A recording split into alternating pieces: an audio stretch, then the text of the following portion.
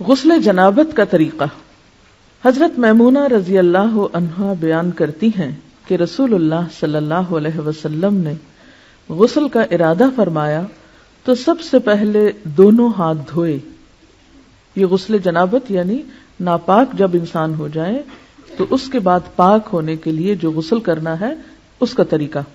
تو آپ صلی اللہ علیہ وسلم نے سب سے پہلے اپنے ہاتھ دھوئے۔ ہاتھ کیوں دھوئے؟ کیونکہ باقی کام سب ہاتھوں سے ہی کرتا ہے انسان، تو اگر صفائی کرنے والے ٹول صاف نہیں تو صفائی کہاں ہوگی۔ پھر شرمگاہ کو دھویا یعنی استنجا کیا، پھر بایاں ہاتھ جس سے شرمگاہ کو دھویا تھا یعنی استنجا کیا تھا زمین پر رگڑا، پھر اس کو دھویا۔ زمین پہ کیوں رگڑا؟ اس لیے کہ اس زمانے میں صابن اس طرح اویلیبل نہیں ہوتا تھا، تو مٹی پاک کرنے والی ہوتی ہے، مٹی کے اندر ایسی صلاحیت ہوتی ہے جو جرمز کو کل کر دیتی۔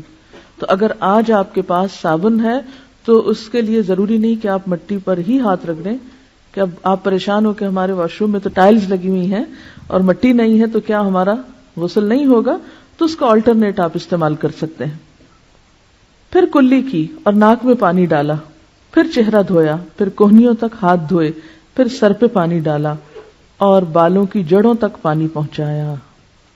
یعنی صرف پانی ڈالا ہی نہیں بلکہ مل کے سر کو بالوں کے جڑ یعنی جہاں سے بال اگتے ہیں اس سارے حصے کو خوب تر کیا۔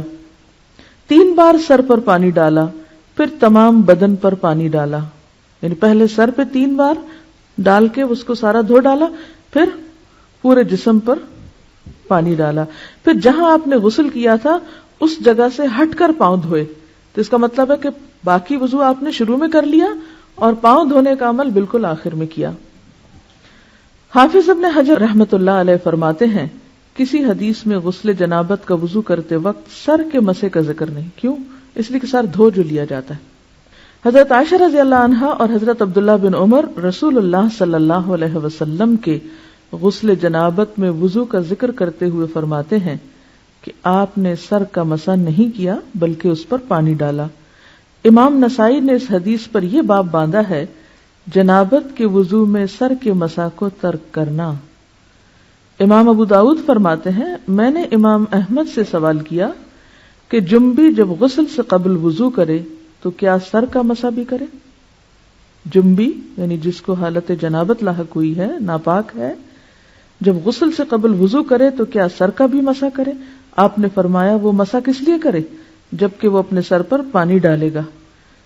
حضرت عائشہ رضی اللہ تعالی عنہا نے کہا میں اور رسول اللہ صلی اللہ علیہ وسلم ایک برتن سے نہاتے اور دونوں اس سے چلو بھر بھر کر لیتے تھے۔